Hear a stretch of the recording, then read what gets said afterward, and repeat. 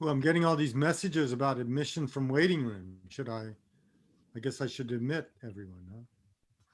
Well, maybe somebody else will, Papil, because now you are the co-host. You can do that, but another co-host or the host can also accept the participants.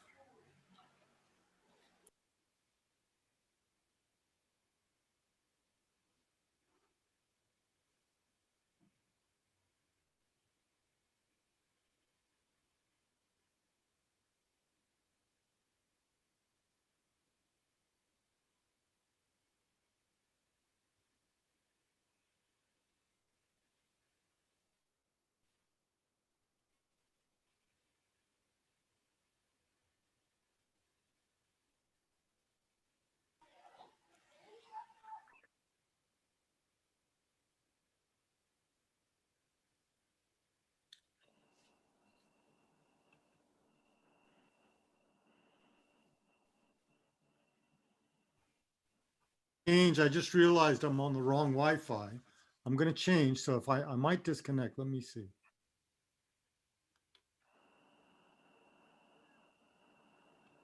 Okay, Papil. Okay, that should be better. Good.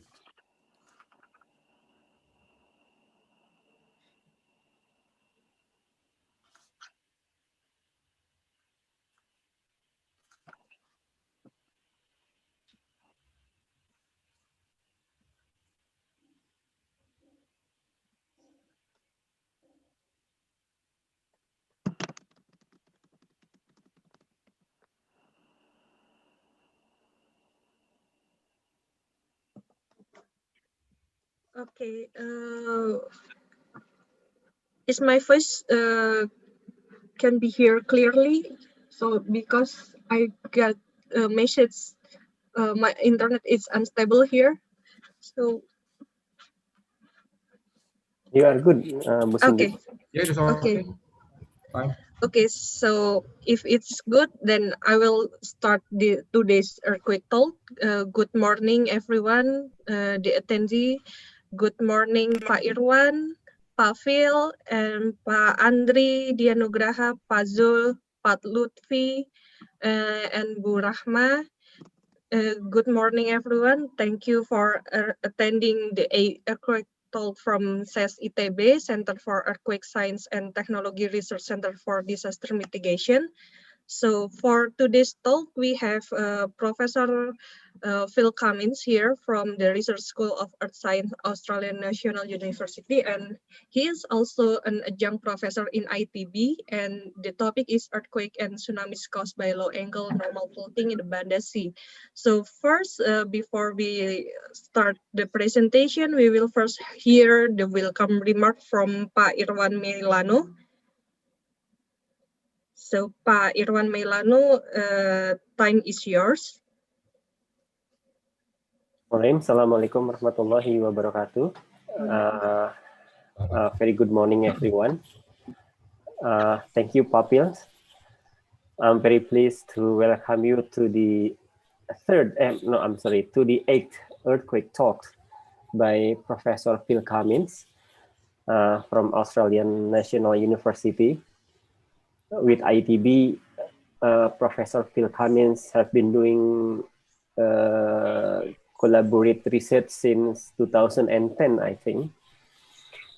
And today topic is very important, very interesting, and also important at the same time. As we understand that Indonesia has the second largest coastline in the world. This coastline increasing the potential for tsunami damage in Indonesian territory. And understanding this threat is a challenge because of the complex tectonics in our regions. Today, Papil will discuss the research based on combining the data from recent geological data with the seismological informations, together with global positioning system observations. And we try to analyze historical large earthquakes and tsunamis in Banda area, in particular the earthquakes of 2000s, the earthquake of 2000, not 2000, the earthquakes of 1852, November 26th.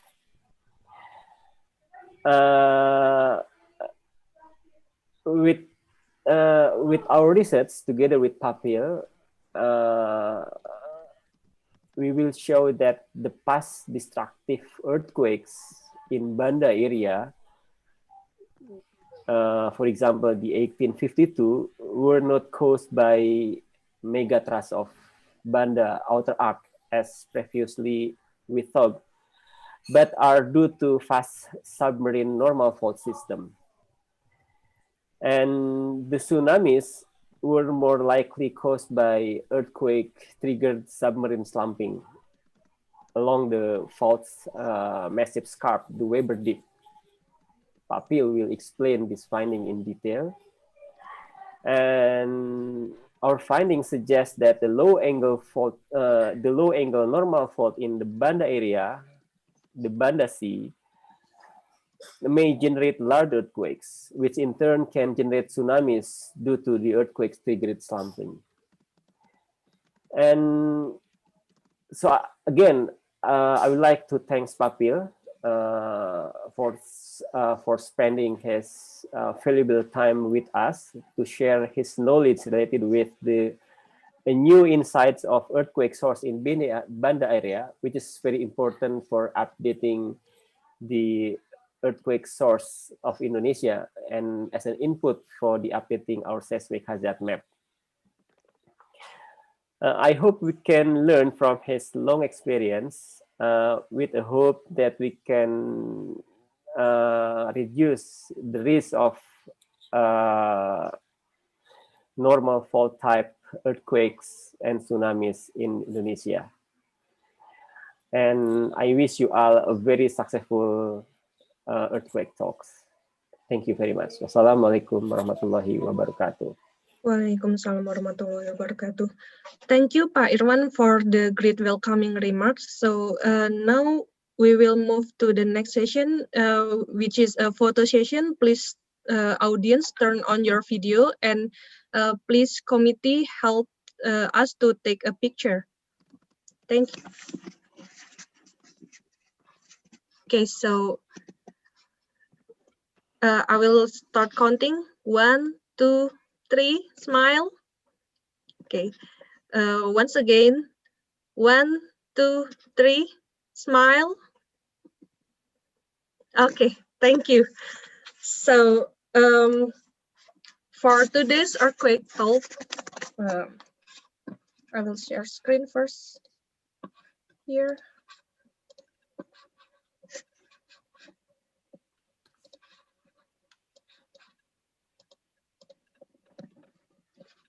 Okay, so for today's earthquake talk is from Professor Phil R. Cummins. I will read some of his biography before. So Pak Phil received his PhD in geophysics from University of California, Berkeley in 1988, and he spent several years as a postdoctoral and research fellow at the ANU Research School of Earth Science. And in 1996, he became a research scientist at the Japan Agency for Marine Earth Science and Technology, where he eventually led a research program in earthquake and tsunami science. And in 2001, he moved back to Australia to lead Geoscience Australia's Earthquake and Tsunamis Hazard Project. And since 2010, he has also held a position as Professor Natural Hazard at ANU Research School of Earth Science. And now he also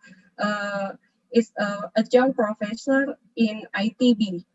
So that's a short biography for Pavel Cummins, and this is the rules of this today's presentation.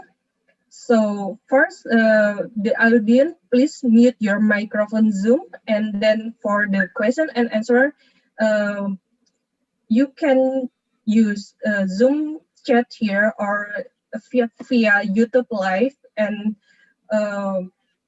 state your question if there's any with the format nama peserta, afiliasi, and pertanyaan. The question can be stated in Bahasa Indonesia or English, and that's it for the rules for today's presentation. So, Pavel, we can start the presentation. I will stop share here. And please, time is yours. Okay, thank you very much, Bushindi, and thank you for the introduction, Pak Irwan. I also want to thank Pat Zul for initially inviting me to come and talk, and to thank everyone for coming to listen. Thank you very much, and good morning. Today, as we've learned, we've already heard, I will discuss earthquakes and tsunamis caused by low angle normal faulting in the Banda Sea, Indonesia. This is a result of a study that we published in Nature Geoscience. And so I've listed all the co-authors of that paper down below. Riem Pranancho is a former student of Pak Hamza Latif. And then the other people are from either Research School of Earth Sciences or Geoscience Australia. And then of course there's Pak Irwan Melano from ITB. This was published, what, about 6 months ago, I think. Wait a minute. Oh, let me go down here and I will turn on my laser pointer and I will advance the slide. Okay, I wanted to start with this slide, which shows the marine trenches and subduction zones in the Western Pacific. These are very large structures. We all know about marine trenches. They're the deepest parts of the world's oceans, and they're visible from space. You can see on a global scale, you can readily discern the deep trenches in the ocean. You can see they're very, very sharp, narrow features, and they follow the subduction zones. And we all know that they are generally associated with subduction zones. In fact, all of these ones that are on this map and all of the ones throughout the globe, anything deeper than, say, 7,000 meters is a marine trench and is always associated with an active subduction zone. And we know that those are places of intense tectonic activity, and also they're associated with volcanoes and large earthquakes and tsunamis. But I did lie there. I didn't tell the truth, because there's one place, there's only, to my knowledge, only one place on the globe where there's ocean that is deeper or as deep as 7,000 meters, and that is in the Banda Sea, in the eastern Banda Sea, right there. So let's have a closer look at that. And if we look at that more closely, we can, as we all know, the Banda arc is a double arc. There's an outer arc here along the Timor and Tanimbar troughs and the Saram trough out here. And then there's what's called the inner arc, where there's a volcanoes. There's an arc of volcanoes here. And normally this outer arc is written as a subduction zone plate boundary. But you can see from this that the Weber, that is not where there's no marine trench at that subduction zone plate boundary. There's no deep ocean that follows this subduction zone trough here. It's sort of, there is a trough, but it's a very shallow one. And the really deep sort of trench-like depths are in the Weber deep. But that's well inboard, or well to the, inside the arc from the actual subduction zone, the actual axis of the subduction zone out here. So this is anomalous. We don't expect the deep ocean to be here. We would normally expect it to sort of follow this trough. So that tells us that there's something very different happening in the Banda arc with respect to other subduction zones. It's not similar to other subduction zones. We can see that right away just from this dramatic bathymetric feature, which is a globally, something that you can see on a global scale. Now, this remarkable curvature of this arc, this Banda outer arc, has been explained in a number of ways in the past. And one of the most enduring explanations is that it is two subduction zones that have come together. So you've got subduction of the Australian plate from the south, and it's subducting northward. It's being pushed northward underneath the Banda plate here, and you can see the slab, the contours of that slab here. And then there's what seems to be another plate but it's actually the Australian plate also, which is subducting southward on the other side. And so this has been thought to be, this is from a paper by Cardwell and Isaacs in 1978, and then this is one from McCaffrey in 1989. And you can see that the thinking is that you've got the Australian plate from subducting from the south, and then also sort of another part of the Australian plate subducting from the north. And so you've got two separate plates, one subducting from the south, one from the north, and they just happen to sort of join together in the east. And so you've really got, what you've really got are two plates, one in the south, one in the north, and they just sort of join together in the east. But there are some problems with this model. It doesn't really, according to my co-author, Jonathan Powell, it doesn't really match what you see in the field in terms of the geology. This suture, although there's a strike slip fault here, there's no real evidence of a pronounced suture here where these plates are supposed to come together. Nor is there any evidence for the consumption of oceanic lithosphere. If for example, this subduction zone had been, experienced the subduction of oceanic plate for tens of millions of years, you would expect to see products of that along the subduction zone. You'd expect to see island arc crust and bits of oceanic crust that have been exposed along here, but there's none of that. You simply don't see any of the geologic products of the consumption of oceanic lithosphere along along the outer arc boundary. So there do appear to be problems geologically with this interpretation. And now, as we all know, we get lots of earthquakes in the Banda Sea. And this just illustrates, I think, all the earthquakes greater than magnitude 6.5 since 1900. I'm trying to, yeah, okay. And you can see that there are essentially no, well, I guess there's one or two earthquakes in the outer arc, shallow earthquakes in the outer arc. These are quite small. Most of the seismicity is inside the inner arc, and it's also dominated by, or pretty much dominated by these deeper earthquakes, these blue and purple earthquakes here. So, as well as this 1938. This was a very large earthquake, also relatively deep in the slab. It was not a shallow megathrust earthquake, very large earthquake, but very deep in the intraslab. So a lot of the earthquakes that are happening inside the Banda arc are intraslab events. They're occurring relatively deeply. And remarkably, they seem to not really be widely felt or cause much damage in the area themselves. At least if you look at published sources, there are very few felt reports and very little damage. I realize that, there are many remote islands here, but you'd still expect to see something in the way of damage and felt reports. Or I would expect to see them more frequently than you actually do. So many of these earthquakes are greater than 50 kilometers. Oops, I have to do this. Trying to advance the slide. There it goes. However, you do feel them in Australia. I don't know if you'll be able to hear this, but I'll just run. This is a news broadcast from an earthquake that occurred, I think it was last year, 2019, magnitude 7.5, and it really shook up Darwin. No, I can't play the video, it seems. Anyway, doesn't really matter. You'll see, if you could see that newscast, you would see that it really caused quite a panic in Darwin.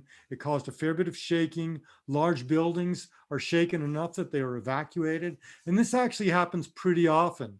As you may know, earthquakes occur very rarely in Australia. We're not used to being shaken by earthquakes. We almost never have to evacuate a building because of earthquake shaking. The place that I would argue experiences the most earthquake shaking is actually Darwin, and it's due to Banda Sea earthquakes. So these are the earthquakes that really affect us more frequently than Australian earthquakes do. 7.2 mag. Okay, I'm gonna skip that. There's not that much in the newscast. And this isn't just because we're very sensitive, being Australian, we don't like to feel earthquakes, we rarely feel them. So maybe we're just very sensitive. It's not entirely due to that though. What you see here is a magnitude 7.3 earthquake. And this was on the left here is a plot of spectra of ground acceleration made by my colleague at GA, Trevor Allen. And what he's shown here is some spectra. This is, you can't see here, this is period here from 0.1 second here out to 1 second over here. And this is spectral acceleration in 10 to the minus 2 G over here. And so what you can see are the spectra recorded for earthquakes at similar magnitude and similar distance farther up north. I think they were around Sumatra. Sumatran earthquakes recorded in Malaysia, for example, and their spectra look like this.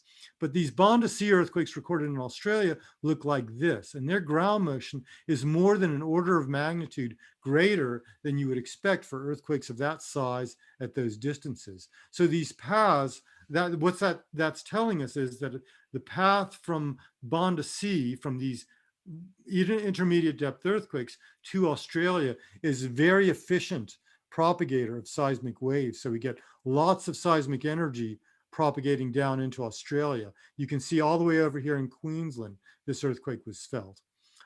It was also felt in Timor. Very little felt reports from the Banda Sea itself, but lots of felt reports from Australia, even as far as Queensland.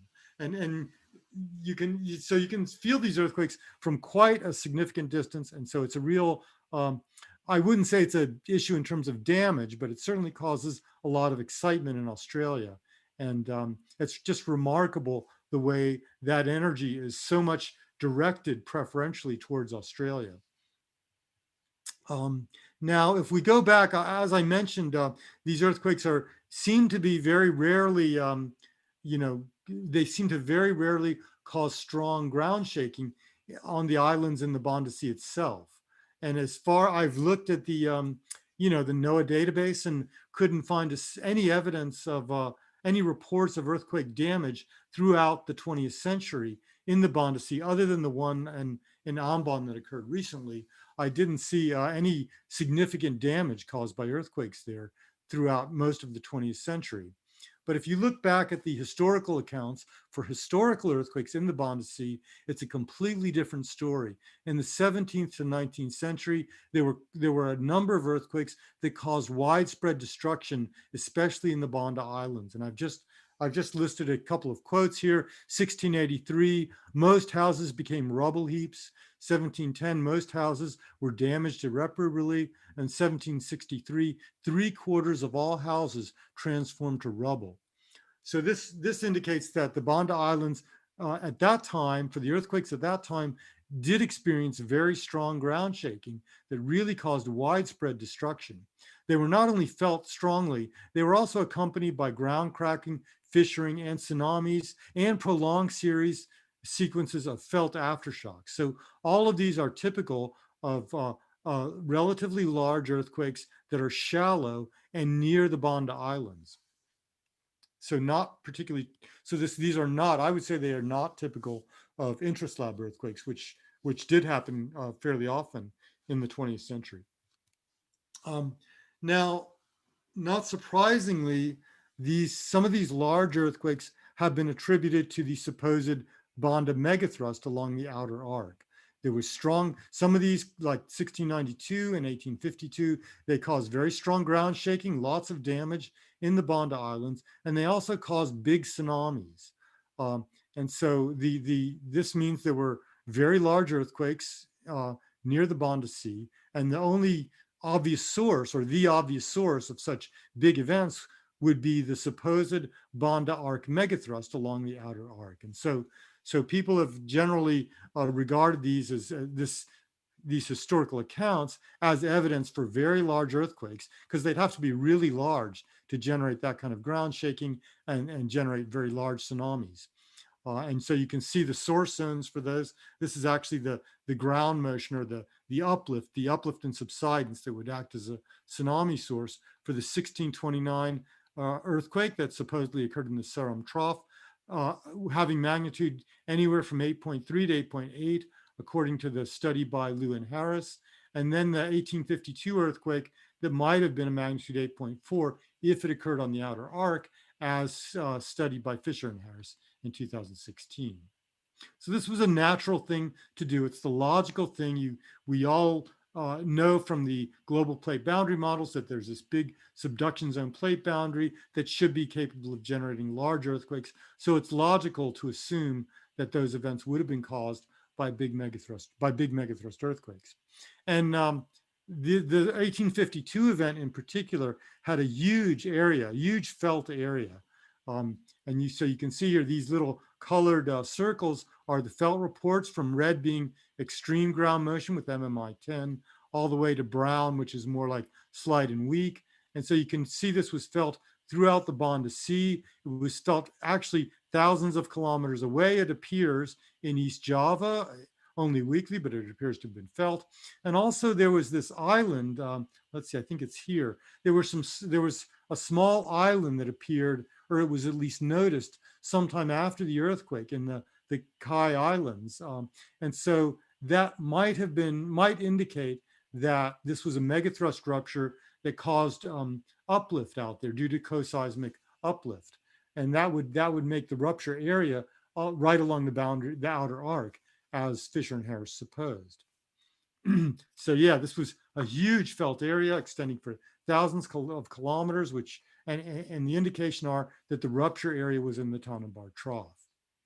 So it seems like we've got potential for very large events. This is the tsunami modeling they did, which did a reasonable job. I mean, you know, it certainly produced a large tsunami in the places where they were observed, in the Banda Islands, and also on the southern coast of Seram and Ambon over here. So you can see these are the observed run-ups taken from the historical accounts. It got up to 8 meters in the Banda Islands, and it was a bit smaller in Ambon and Haruka and Saparua.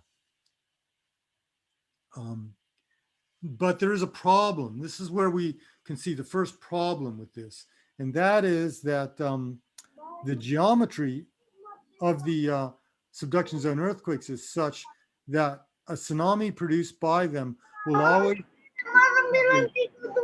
have a positive going wave initially. But you can see from these modeled tsunamis, this is the modeled tsunami in Bandanera, Ambon, and Saparua. And you can see it's a trough. It's trough first, and this is an inevitable consequence. Let me see if I've got an animation here, which I can't run for some reason. Let me see. That one ran. This one does not run. I don't know why. Anyway, it's an inevitable consequence. You get the Australian plate subducting here. You'll get, when the earthquake ruptures, you'll get uplift over here and subsidence over here. And that means you'll get a positive going tsunami, initial positive going tsunami, traveling outwards from the Banda outer arc. But into the middle of the arc, you'll get a trough first tsunami. And that's what you see here. These modeled tsunamis produced by those megathrust earthquakes have trough going. The initial polarity of the tsunami is trough first. And this conflicts with the historical accounts, which all indicate a first arriving energy that has positive going wave coming in first. All the historical accounts are pretty clear that there was an initial rise in the sea level. And there are other accounts that when it does draw down, the accounts say that. They'll say that the water initially receded and then came in. But in the case of this 1852 tsunami, it was an initial rise in water. And that conflicts with what we get from modeling tsunamis on the megathrust, the supposed megathrust along the outer arc. In addition, we can have another look at these felt motions.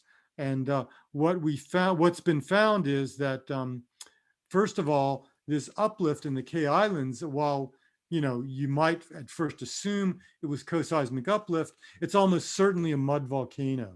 This area is prone to mud volcanoes. They've been seen to occur spontaneously, so it's not surprising that an earthquake might trigger one. This has happened elsewhere along the Makran coast, south of Iran and Pakistan. There was a recent earthquake in 2013, magnitude 7.7, that was inland. So if you look up here, you can see the earthquake was inland, and it was 350 kilometers distant from just off the coast where this mud volcano caused an island to appear. So you can see in this satellite photo, there's no island there. Then after the earthquake, there's an island.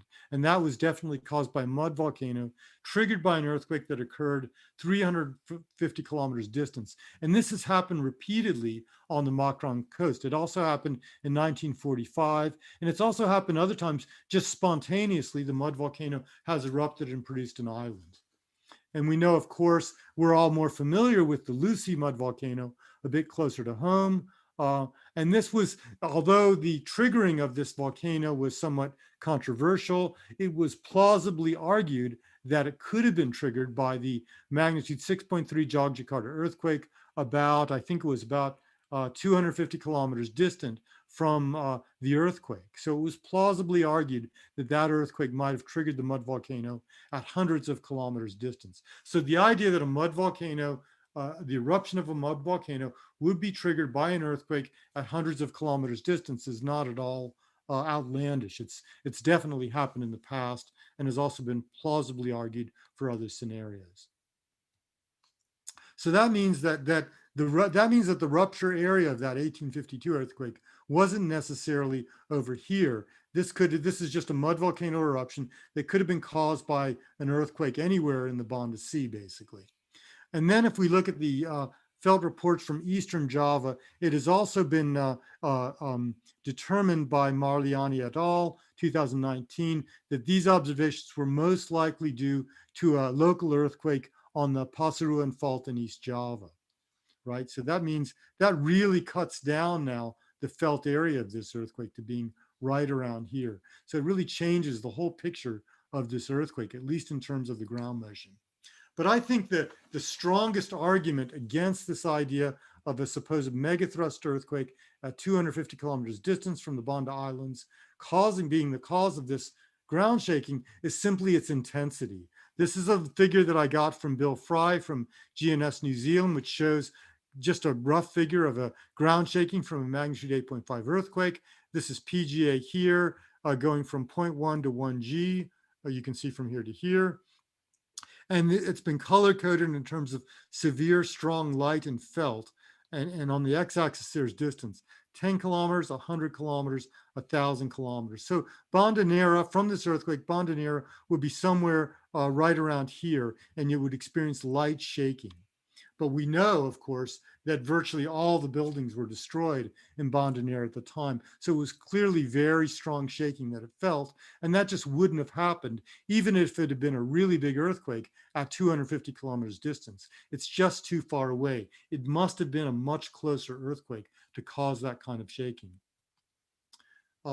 Now, the other thing I want to point out, though, is the other thing I want to question is the actual existence of a Banda megathrust.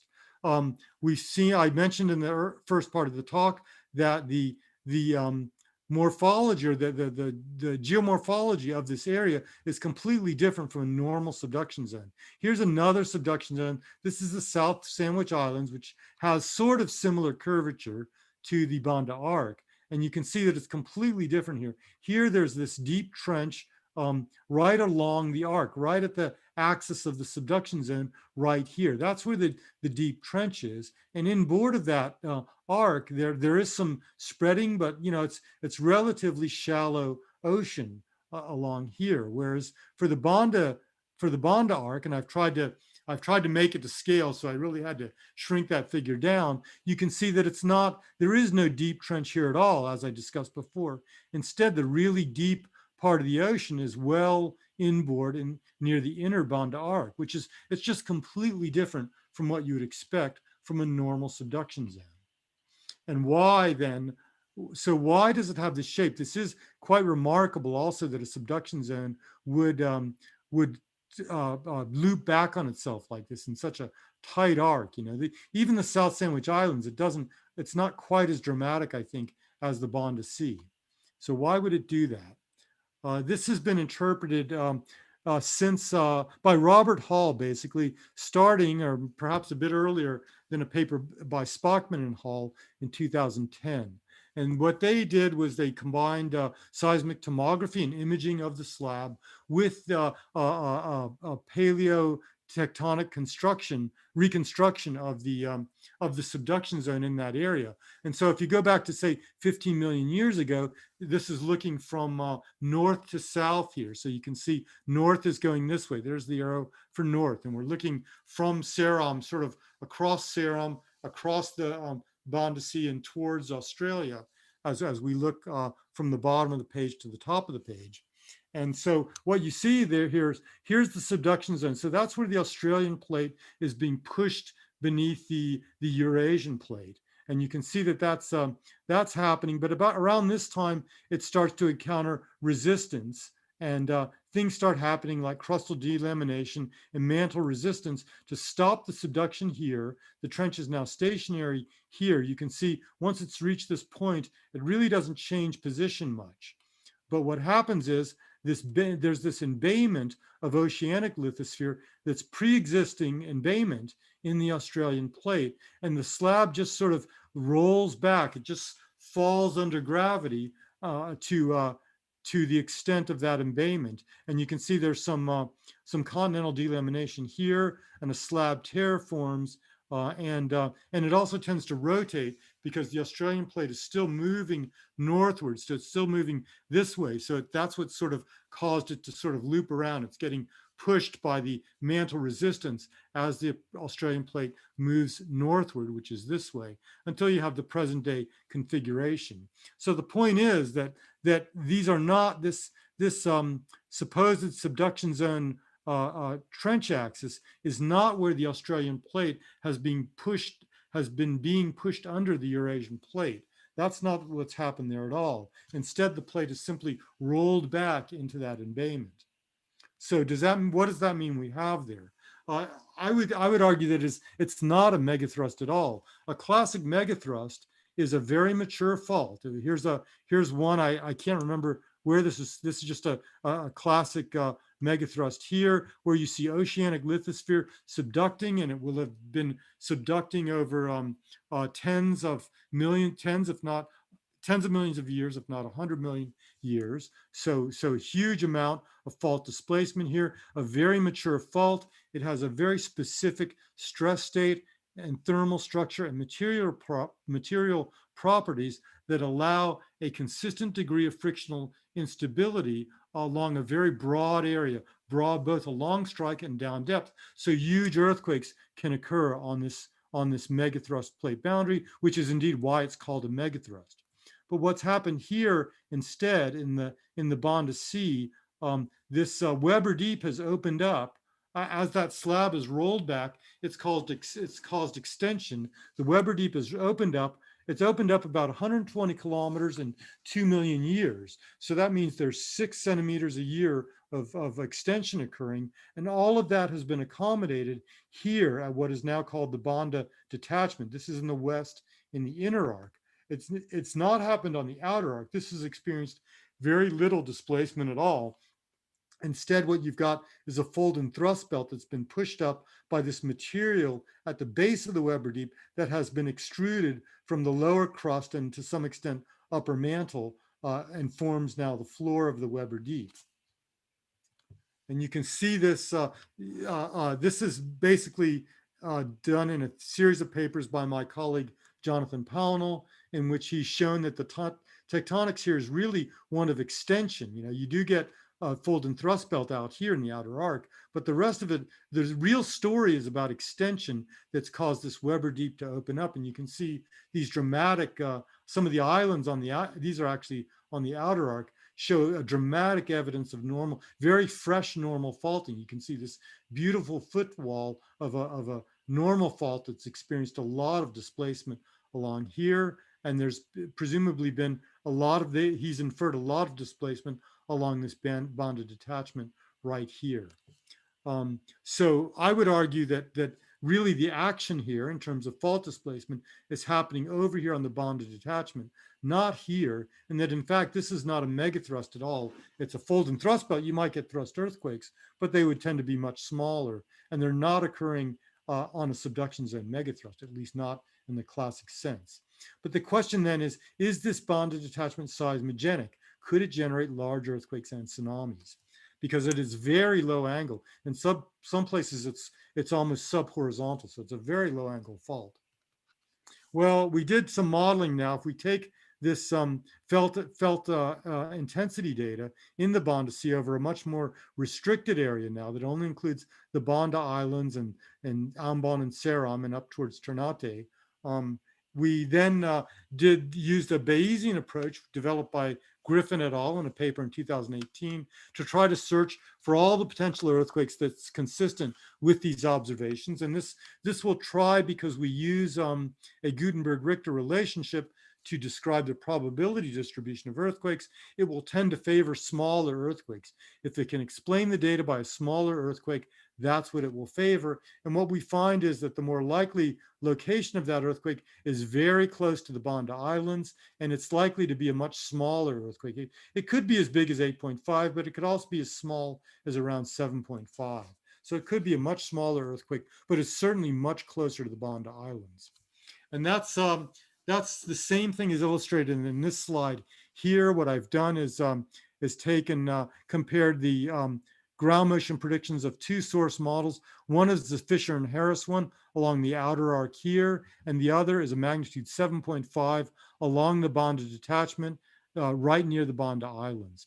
And so what I've done, you can see the intensity data here, and I've replotted that same intensity data here along with some intensity prediction equations. I actually used one from New Zealand because that was the easiest one to use. And you can see these data, these same intensity data, plot up, if we interpret it to be the Banda detachment, they plot up along these reddish looking symbols here, which can get very close, of course, to the Banda Islands. So they fall very close to this intensity prediction equation as indicated by this curve and the sort of reddish area here. Whereas if you assume instead that these data were due to a big megathrust earthquake out here, the distances would be much greater. So you get these really high intensities. So these are the intensities going up to 8 and 10, and you can see that you get really high intensities quite far away from the earthquake, and that's not predicted by an intensity prediction equation. Even if that earthquake is large, it just won't produce those high intensities at those kind of large distances from the fault. You have to be really close to the earthquake to get those high intensities. So the intensity data is definitely far better fit by a close earthquake. This is a magnitude 7.5 earthquake rather than by a very large earthquake on the outer arc supposed megathrust. So what about the tsunami? How can we explain the tsunami? We've now got a much smaller earthquake, which won't result in nearly as much tsunami generation.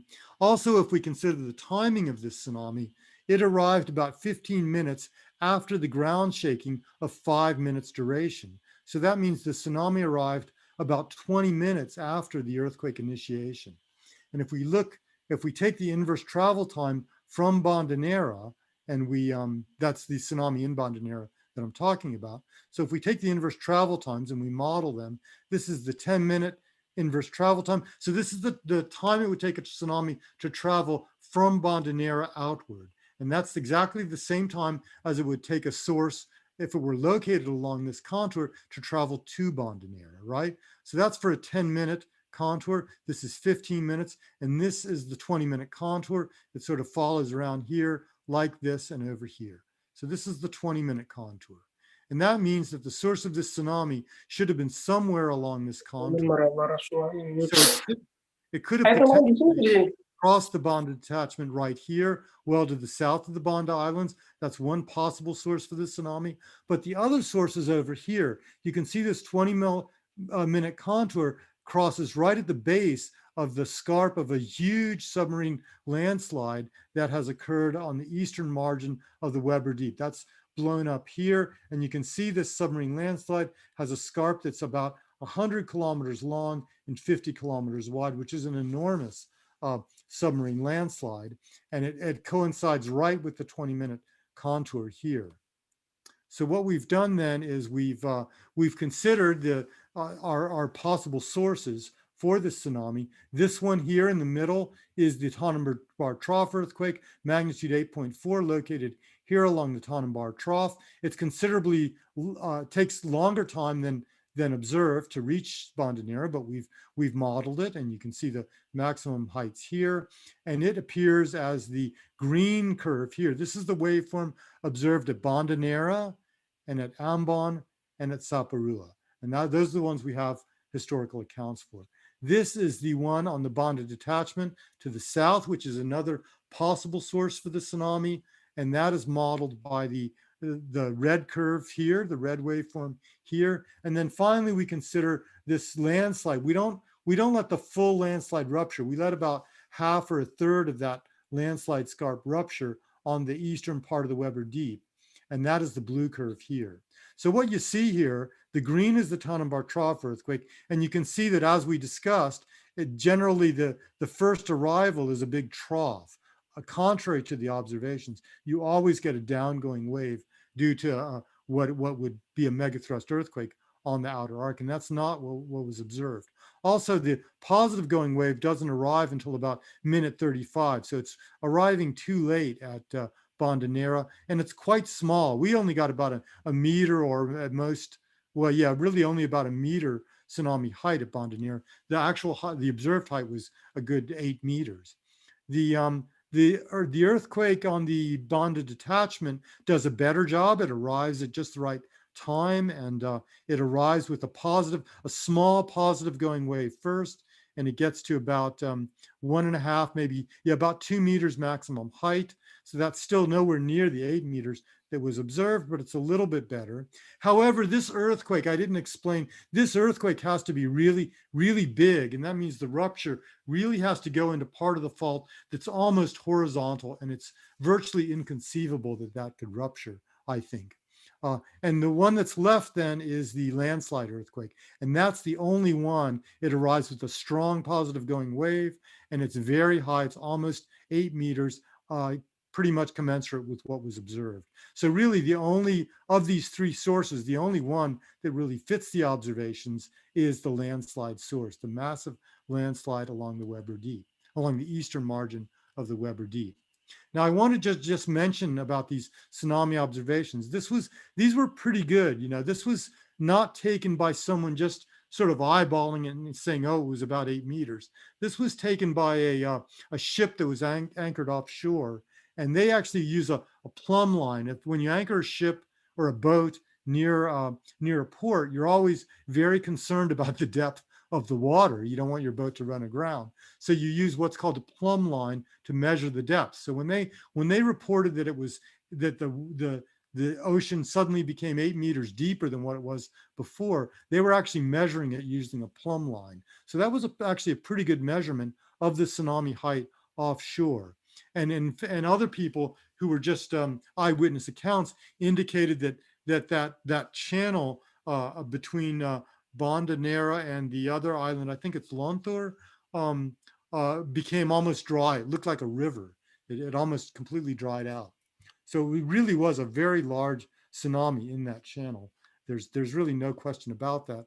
And we would say that the only way you could get a tsunami that big would be from a submarine landslide. Well, how likely was this to happen? It's quite a long distance from Banda Nera. Could that really, could an earthquake of, say, magnitude 7.5 really trigger a landslide that far away? Well, it's very hard to say. I mean, you can get spontaneous occurrence of landslides, so it doesn't necessarily take a lot of shaking to trigger one. The only really systematic study I could find of submarine, of earthquake triggering of submarine landslides was one for the Atlantic coast of the US. And they found that for their particular conditions, you could get a 7.5 earthquake could trigger a landslide 250 kilometers away if the slope was at least 6 degrees. And if you look at the slopes along the Weber Deep, along both eastern and western margins, they get pretty big. You know, if you look at these sections taken across the Weber Deep, these show the maximum angles, slope angles. This is 5.5 degrees. It goes up to about 8 degrees here on the eastern side, 9 degrees, 9.5, and 6.5 degrees. So it's really quite steep. And on the western side here, you get 14 degrees. So it's a really steep walled feature. And there are a lot of sediment accumulating at the top of that that has yet to slump into the Weber Deep. It's the sediment accumulation on the Weber Deep is actually quite thin, but the sediment accumulations along the rim are relatively thick. So it's not at all surprising that you would get submarine landslides occurring here, and it seems plausible that they could be triggered even at considerable distance.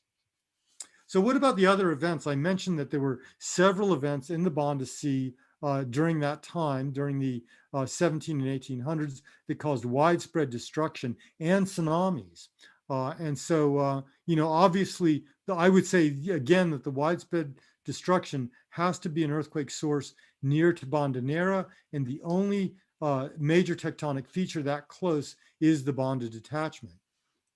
Regarding the tsunamis, there's quite a large variation in the tsunami behavior. Not all of them have a positive going wave, initial wave. Some of them have a negative initial wave. In fact, the one, I think it was in 1763, was a negative going. It was an initial drawdown, and it occurred only a few minutes after the earthquake. So it would have been much closer, and the polarity would have been different. And that could be explained if, for example, it were a landslide occurring on the western side of the Weber Deep. And you can see that there are some landslide scarps, smaller landslide scarps, on the western side of the Weber Deep, and those would result in an initial drawdown, and the tsunami would arrive much sooner in Bandanera.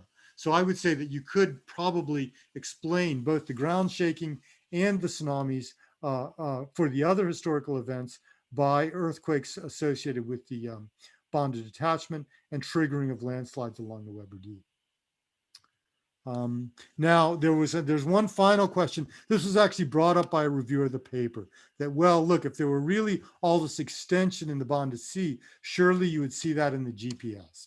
And so we've done a lot of work. We've worked with Pak Irwan's group as well as with BIG to try to do some modeling of the GPS measured ground motion in eastern Indonesia. But you can see that it gets pretty sparse as you get into the Banda Sea. The number of observations gets quite sparse, but nevertheless, we thought we should see what we could do and see if we could see any extension, because that's what you would expect to see. If this slab, due to this slab rolling back, what should happen is, as that slab rolls back, you should see that plate, the Banda Sea plate, being extended into this gap being left by the rolling back plate.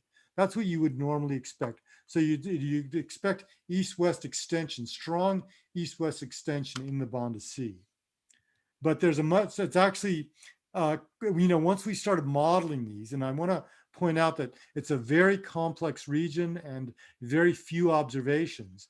And once we started modeling it, we realized it just isn't that simple, because what we're really talking about, if what we say is true and the Weber Deep is being opened up by slab rollback, you're getting active deformation there.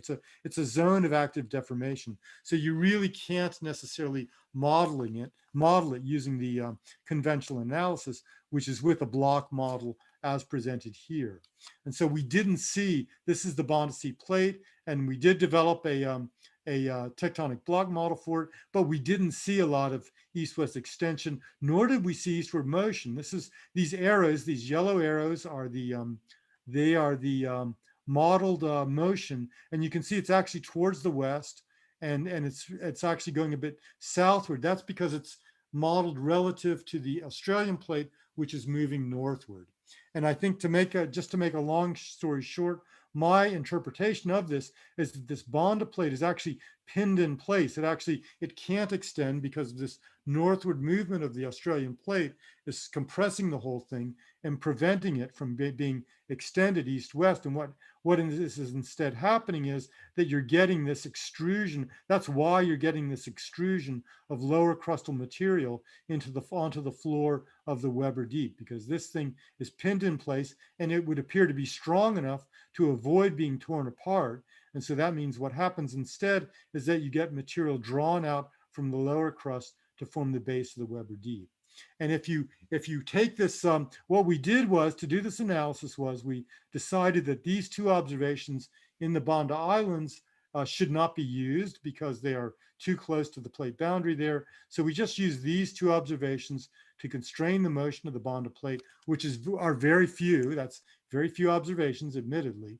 And we developed this tectonic block model, which showed westward movement of this plate.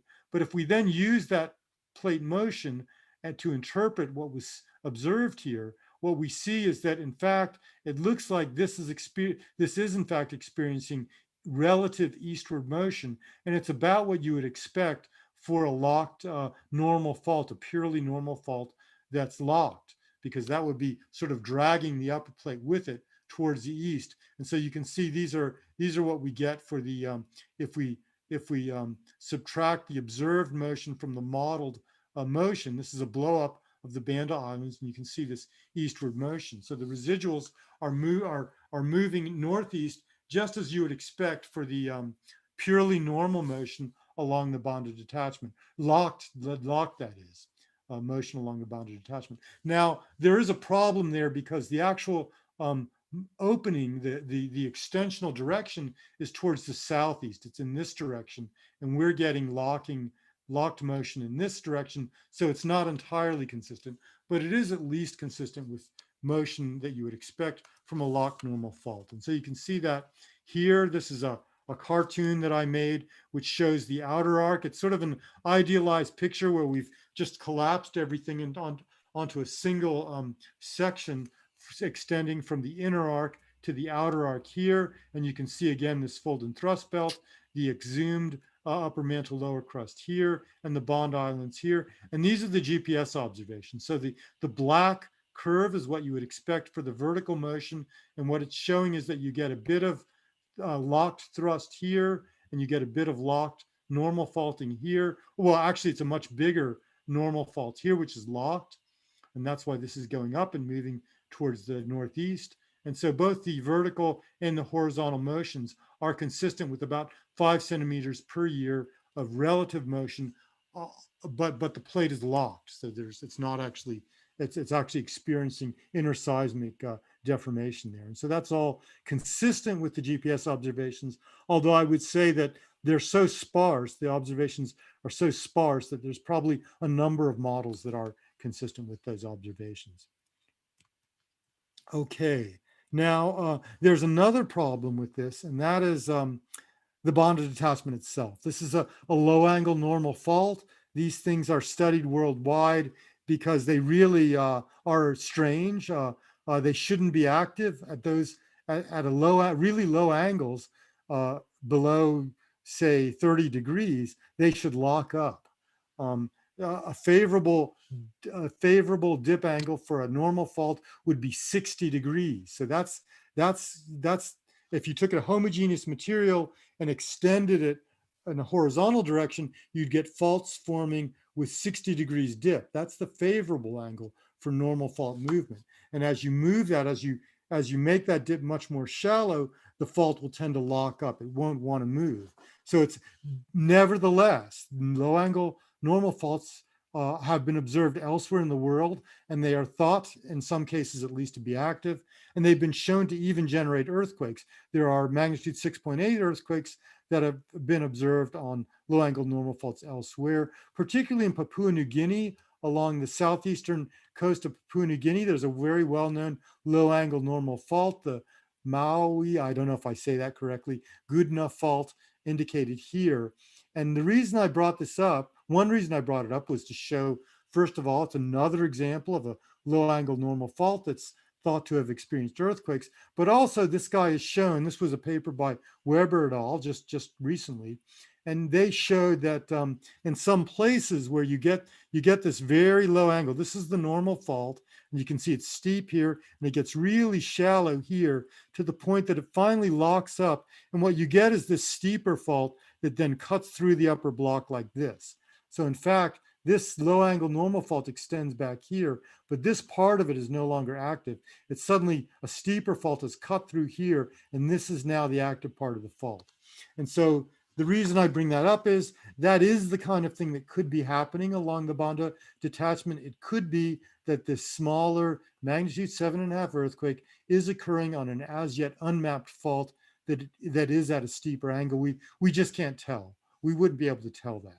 So we don't know for sure that that earthquake would have occurred on the low angle normal fault itself. It might have occurred on a steeper fault cutting through the upper block. But in any case, it would be associated with that low angle normal fault system. Okay, that's it. So I'm just going to discuss go through my conclusions. The destructive historical earthquakes in the Banda Sea were likely caused by earthquakes associated with the Banda detachment. I think that the degree of destruction in these historical earthquakes was so extensive that the earthquakes must have been very close to the Banda Islands, and the Banda detachment is the only active tectonic feature that's that close. So whether they occurred on the detachment itself or on a more steeply dipping fault associated with it, I think they would have occurred, the earthquakes would have occurred on that fault system. It's unlikely that the giant megathrust earthquakes occur on the outer arc megathrust. That's just from the geology. It is not in the classic subduction zone megathrust. There might be a detachment. There's certainly a fold and thrust belt. There might be some kind of a detachment, but I don't think we should call it a subduction megathrust. And there's no reason to believe it would experience giant earthquakes on there. It might, it's possible, but there's no, I don't think we should take it for granted.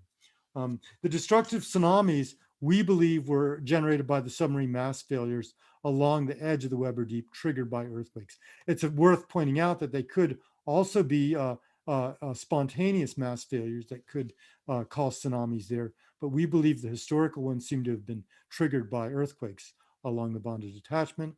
And then finally, a somewhat more tentative conclusion is that the Banda plate resists accommodation of this extension associated with that slab rollback, and that's why you get the opening of the Weber Deep.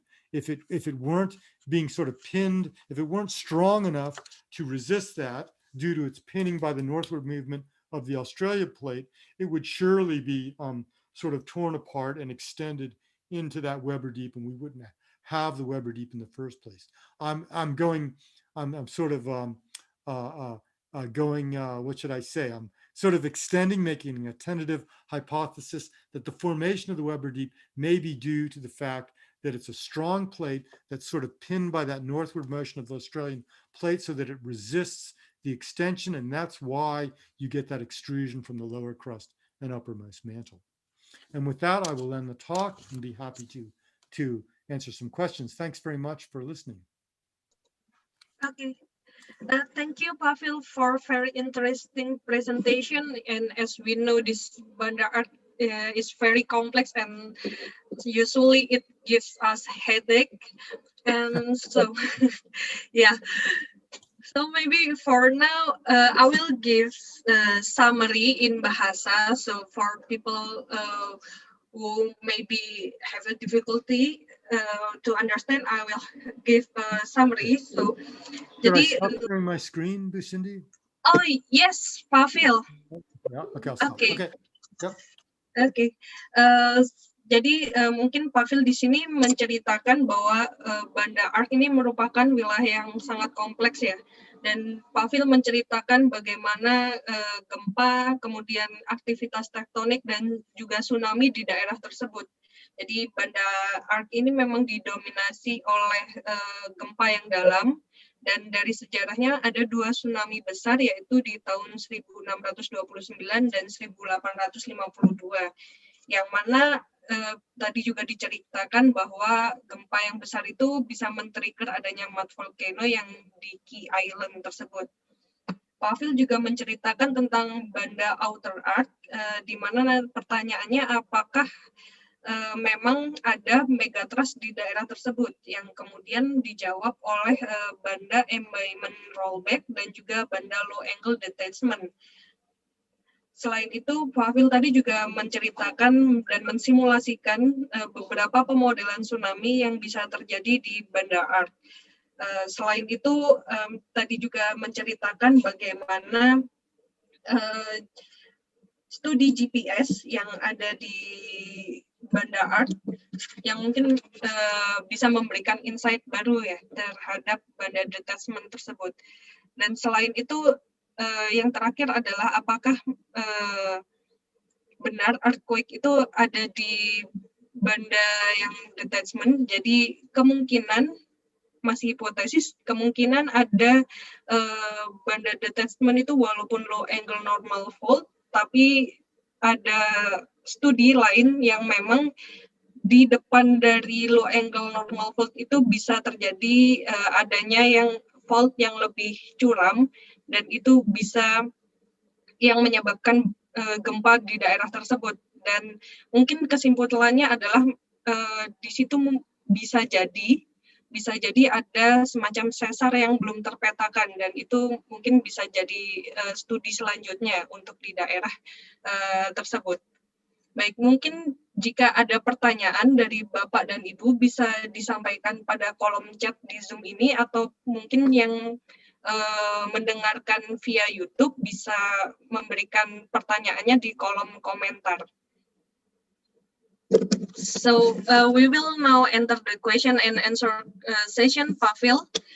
And actually, I saw there is Pak Masyur here. Good morning, Pak Masyur. And Pak Ariska and Pak Daryono also here. Oh, good. Yes, so maybe if, okay, so there is a question here from Pak Supriyanto Rohadi from BMKG. The question is, what is the main force that control low angle subduction zone of Australian plate beneath Banda Sea? Is it slab pull or other forces? Thank you, Pavel. Yeah, so it is slab, it's gravity, it's slab rollback that is causing the slab to sink down. So it's not the pushing of the Australian plate so much as it is the gravity, just the plate falling under gravity into that embayment. Okay, thank you for the answer, Pavel. Jadi mungkin itu lebih disebabkan karena si lempengnya itu sendiri yang masuk ke dalam bumi diakibatkan oleh pengaruh gravitasi. Mungkin itu untuk menjawab pertanyaan Pak Supri. So another question from Pak Ariska Pavel. Maybe Pak Ariska is here and want to give his question directly to Pavel.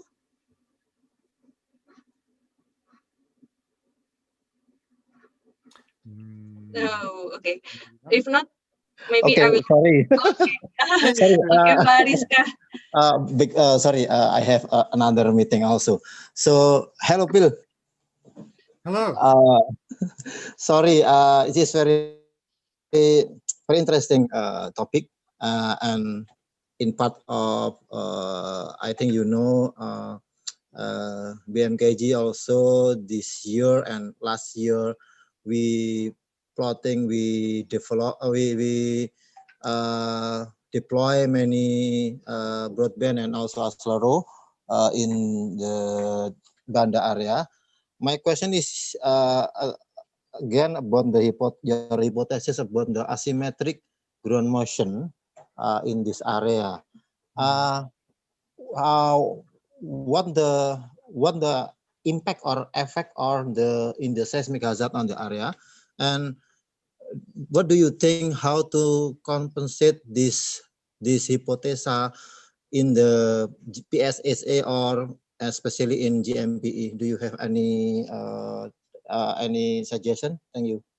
Well, it would be first good to, of course, verify that the ground motions are smaller than expected, and to and to measure them. So I think it's great that BMKG is putting more strong motion data out there. But as far as putting it into a GMPE, yeah, look, many of the of recent subduction zone GMPEs include a back arc term. It's effectively as part of the site term, but it's one of the parameters in the GMPE. So when you actually specify the point that you're calculating ground motion is in the back arc, because for many subduction zones, and I'm sure this applies elsewhere in Indonesia as well, that as you probably know, the paths from the slab that go into the back arc traverse the sort of it's traversed the sort of volcanic arc that is thought to be highly attenuating. And so these GMPs include a term which will allow you to include that effect. And you basically specify that your site is in the back arc for that particular GMPE. And so you could potentially develop a similar GMPE for the Banda arc that includes a similar term that says when sites are in the back arc, it would reduce the amount of ground motion generated. But you'd want observations to verify that and to tell you exactly how much it should be reduced. And you might even have to increase it on the other side towards Australia. Yeah, thank you. It's very interesting. Maybe we can have a new study in there. Yeah, that'd be great. I'd be very good. But I do think that BMKG, now that it has a lot more, a more extensive strong motion network, you should start to be able to see that kind of thing, not just here in the Banda Sea, but also everywhere there's a subduction zone and a volcanic arc. You should be able to see in the back arc that the ground motions are reduced after when those paths have traversed the volcanic arc. And so that would be the kind of thing that I hope, as you start developing Indonesian GMPs, that you will be thinking about that kind of thing. Okay, thank you, Bill. Thank you. Okay, thank you, Pavel. So maybe there's another question from Ferat Puturu, who he's from Unpati. So his question is, in recent years, there are many earthquakes in Banda Sea that has a magnitude greater than 4.5. And in this middle of the year, there is a magnitude with 7.3 in Banda Sea, and for Pavel, is this because of one of the source? Is it because of the unmapped fault that you suggest in the end of your presentation, or it might caused by the volcanic activity in the sea? So sea volcanic activity in Banda Sea, such as NPTR of China and Van Wert Crack. Thank you. Thank you for that question. I think most of those earthquakes, like that 7.3, are intraslab. So they're still, as that slab is falling into the embayment, there will still be stresses within the slab. Especially, there will also be dehydration of the slab. So you still get, and we know, you get a lot of intraslab earthquakes in that slab. And I believe that, in particular, that magnitude 7.3 was one of those earthquakes. I don't remember exactly what its depth was, but my recollection is it was at least intermediate depth and was a intraslab. So I think most of the ones that we've seen are intraslab earthquakes. So when I say seen, I mean throughout pretty much most of the 20th century. I don't think we've seen anything like those historic ones that occurred in the 17 and 1800s, which are almost certainly large shallow events.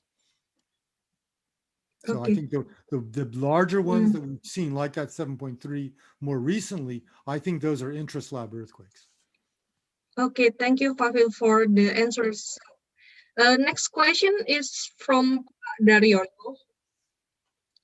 And I would like to invite Pak Daryono to give his question directly to Pavel, if it is okay.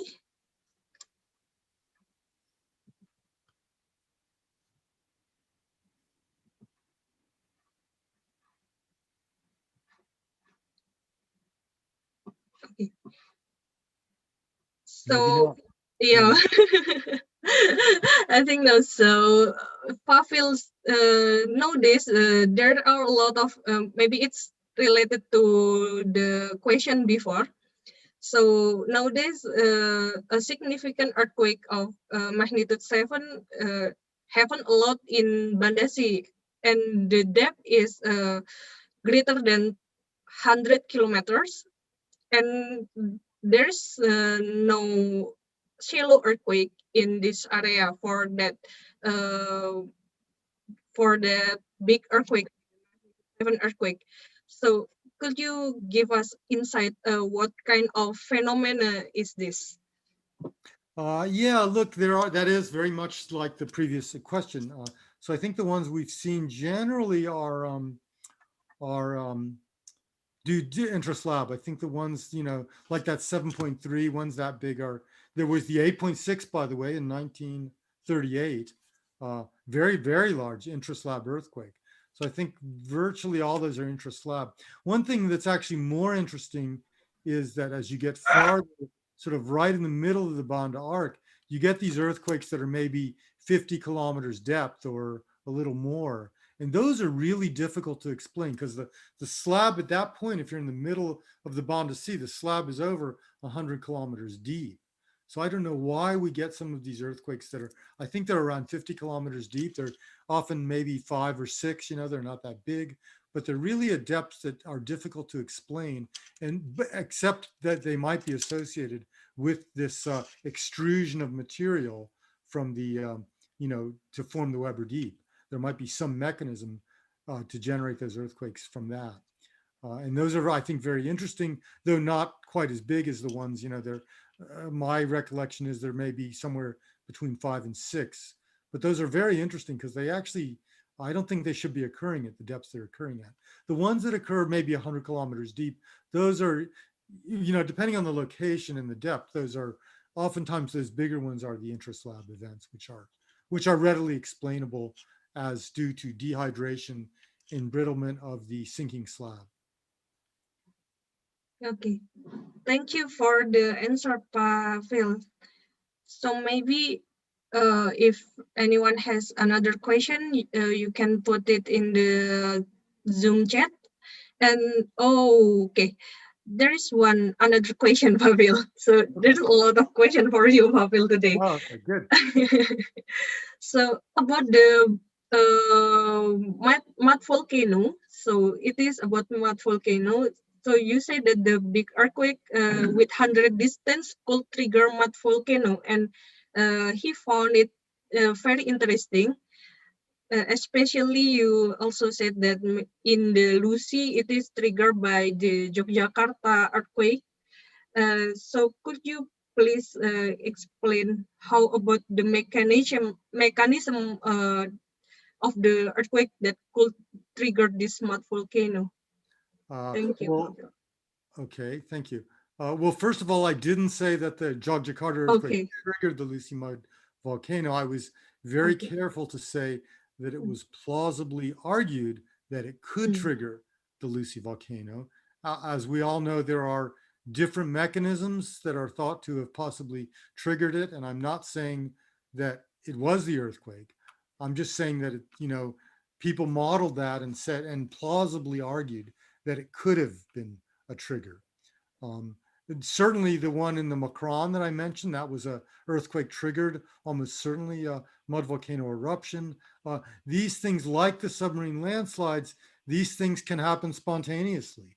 So to my mind, if something can happen spontaneously, meaning without a trigger, then there's really no limit to the ground motion that can trigger it. I mean, it sort of depends on just when it happens, but you could get relatively weak ground motions triggering something like that, especially something that could just occur spontaneously. So I'm not sure if that answers the question, but I don't think it's unreasonable to propose that mud volcano could have been triggered by the earthquake in the even that relatively small earthquake near Bandanera. On the other hand, they don't actually know when that thing happened. They just know that it appeared in the year after the earthquake. No one actually knows when it happened. So it could have just been a spontaneous eruption, not associated with the earthquake. Okay. Okay, thank you, Pavel, for the explanation. One more question here from Maria Kakda. Maybe it's the question is, what does it mean by dehydration? Maybe for someone who don't familiar with this, you could explain what is the dehydration means. Well, you are actually familiar with that because every time you feel an earthquake in Java that is in the Yep. slab, it's due to the dehydration as the slab descends into the mantle, as the slab is sinking down, it gets hotter and the pressure increases. The pressure increases and the temperature increases. And because of that, it undergoes chemical phase transitions, and those particular chemical reactions result in the release of water and other fluids.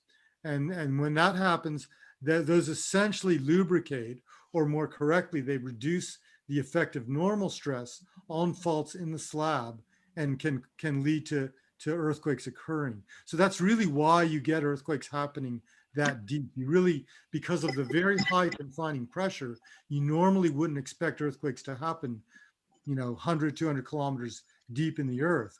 But because this water is being released by the slab due to these chemical reactions, and that's what we call dehydration, because the water is being released from the rock, that allows those earthquakes to occur. It can result in brittle failure even under the very high pressure of the intraslab earthquake. Okay. And that's a very well-known mechanism for intraslab earthquakes, for causing them. Okay, Fafil, thank you for the explanation. Okay, maybe there's another question from Pak Lutfi here. Pak Lutfi, do you want to say it directly to Fafil?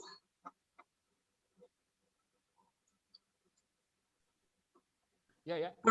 Yeah. Please, Pak Lutfi, you could ask directly to Fafil, Pak Lutfi. Okay, thank you very much. Pak Bill, Yeah. according to your explanation, about the Banda earthquake, so we already have a map on 217. Is it a difference or is it a difference potential damage according to that our map to your topic already mentioned? Yeah. Of course, to the island and also to the people, maybe you can give some also affected to the infrastructure in the Banda Island. Thank you. Yeah, thank you. Thank you for the question. That's a good question. Yes, I'm afraid it's true that is not really included in the 2017 map. So we need to update it, Pat Lutfi. We need to have a new project to make a new seismic hazard map. Yeah.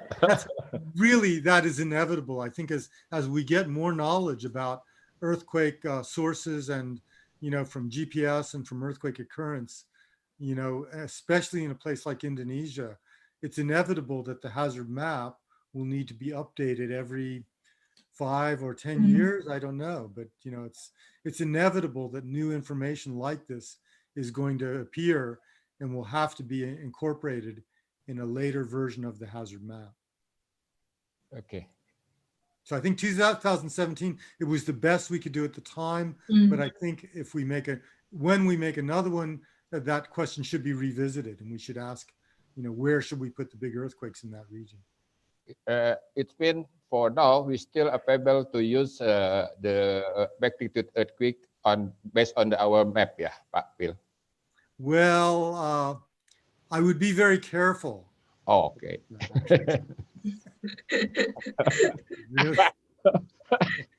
Really? Be careful every day. Okay. Thank you, Pak Bill. Okay, you're welcome. Yeah, thank you, Pak Phil, and thank you, Pak Lutfi. So we really need to revise and do the updating and including this kind of recent study in our updated map for next hazard maps. So there's another question, Pavel, from Eri Sarmantua Sitinjak. He's from ITB. Thank you for the presentation.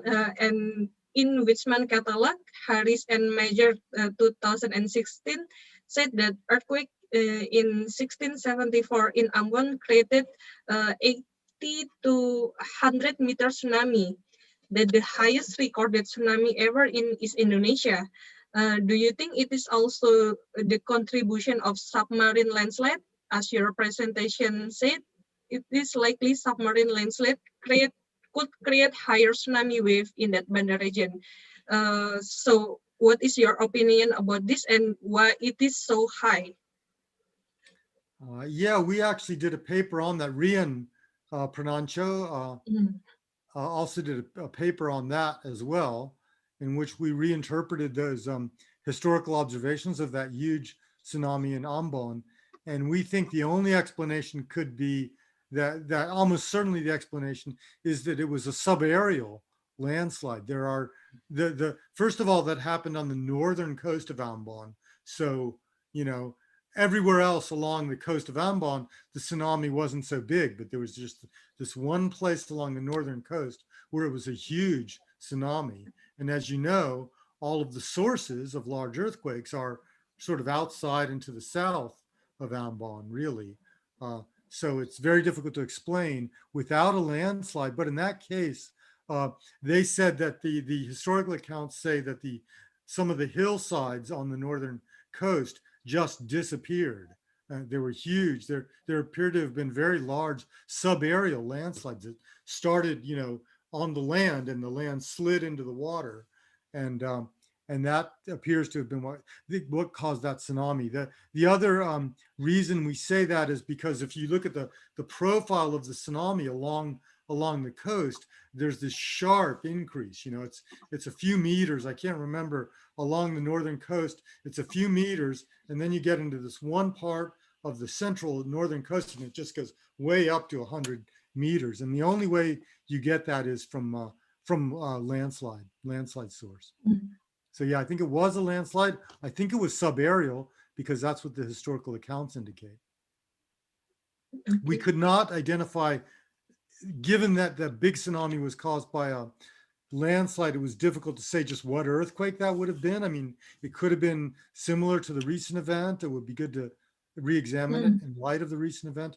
We couldn't say where the earthquake was, but we felt the tsunami was definitely caused by a landslide. Okay. Thank you for the explanation, Pavel. So it is actually very interesting, as we know that there is something like aftershock events from the Ambon mine shock from 2018. Yeah, from the recent event, the big recent event, and it makes and there's something like fault, unmapped fault between the Haruku and Ambon Island, and I think it will be very interesting to model and including that fault map, the unmapped fault into the recent into the study. Yeah, that's right. That's another thing, by the way. I looked at the map. Yeah, again, Yeah. you know, we need to update that. Yeah. Yes, okay for that one. Another question from Fritz. He's from Ambon.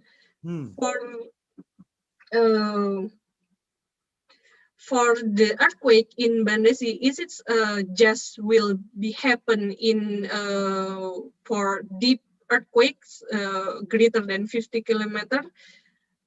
So if the magnitude is big, the effect on the area in the surrounding area is not big because it happened in the deep earthquake. Okay, that's a sort of difficult. I think that what we've seen since pretty much throughout the 20th century, and recently, is that most of the earthquakes are most of the larger earthquakes are deep intraslab earthquakes.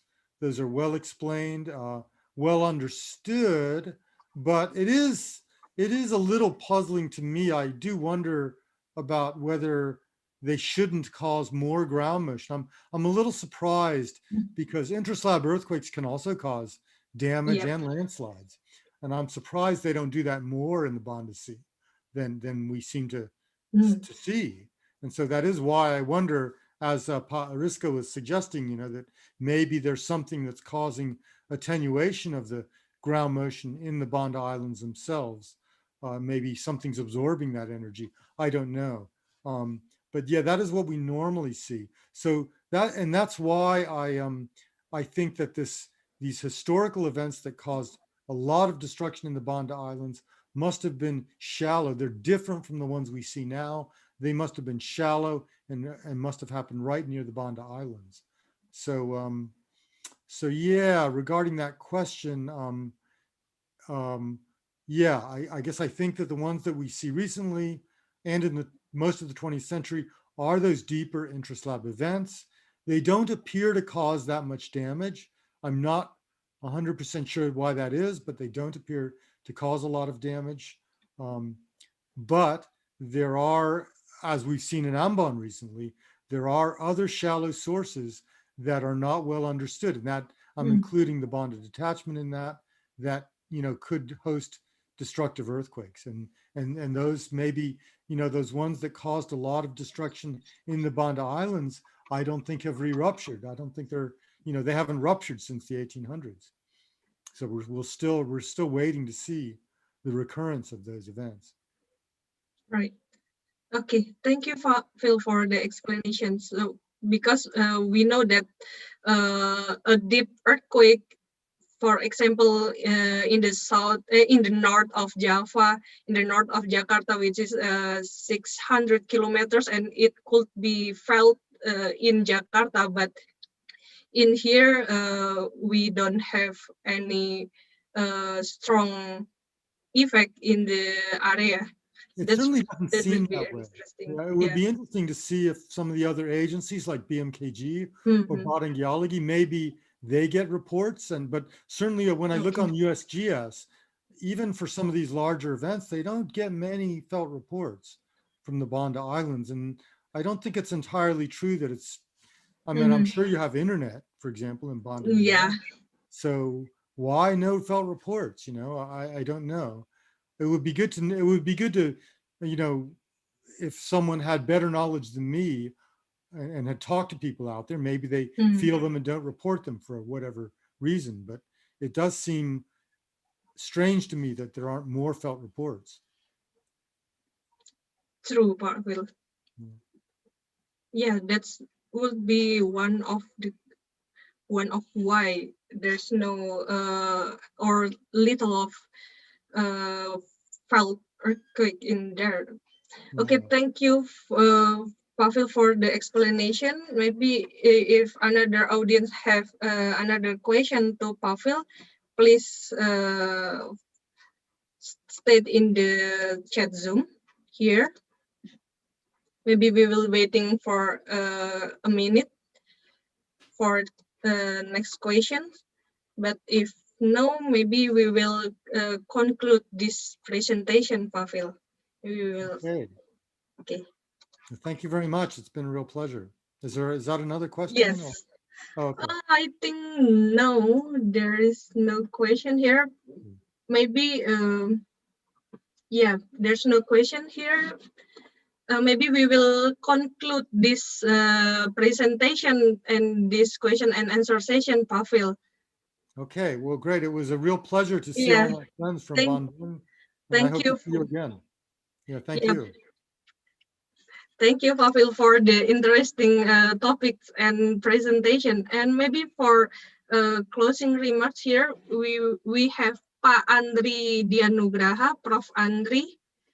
Maybe Pak Andri could give closing remarks for us here, Pak Andri. Okay. Sorry, thank you. Okay. Thank you very much, Pak Phil, for your presentation. Very interesting and important for us. Actually, I think it can be provide for the updating for our seismic hazard map in Indonesia. As you said, maybe for updating for every 5 years or 10 years. Actually, we have to prepare about that. Anyway, thank you very much for ladies and gentlemen for attending this seminar in this morning. And I think we can meet in another meeting, yeah, organized by CHES, yeah, CHES ITB here, Pak Iwan as EIC. Again, thank you very much. On behalf of CHES, we would like thanks to everyone here. Thank you very much and see you again. Thank you very much, Cindy. Okay, thank you, Pak Andri. So maybe we can close this Zoom session, Mbak Rahma ya? Okay. Yes. Thank you Okay. very much, Pak Phil, Mbak Thank Cindy, you Pak very much, Azril, Pak Pak Andri, Phil. Pak Irwan. Yeah, okay. Take We care. will close this Zoom session. Thank you very much again for your nice presentation and new insight to us. Okay, well, stay safe, everyone. Yes, Thank stay you. safe too, Pak Phil. Stay Okay. healthy. Stay safe, Pak Phil. Bye-bye. See you Bye-bye. next year. Pak Thank you, Lutfi, Pak Yu. Pak Ya, Arif. thank you. Terima